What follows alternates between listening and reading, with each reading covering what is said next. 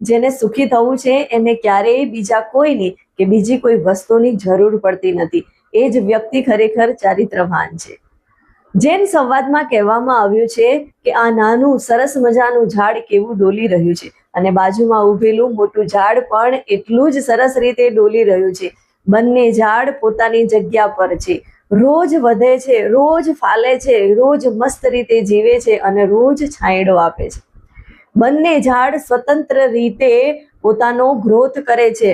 બંને ઝાડ એકબીજાની નિંદા કર્યા વગર, એકબીજાની કોમ્પિટિશન વગર આગળ વધી રહ્યા છે. જો નાનું ઝાડ પોતાની બાજુમાં ઉભેલા મોટા ઝાડને જોઈ અને કાયમ નાનમ અનુભવત તો એ ક્યારેય મોટું ના થઈ શકત, એનો નાશ જ થઈ જત. આપણું પણ આવું જ છે. આપણે પણ ક્યારેય આપણી શક્તિને ઓછી ના આંકવી જોઈએ. આપણે ક્યારેય પણ નાનપ ના અનુભવવી જોઈએ.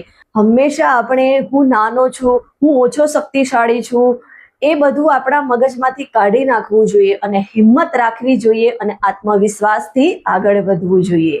થોમસ કુલરનું કહેવું છે, જે પોતાનો સ્વામી છે એ બહુ જલ્દીથી અન્યનો સ્વામી બની જાય છે.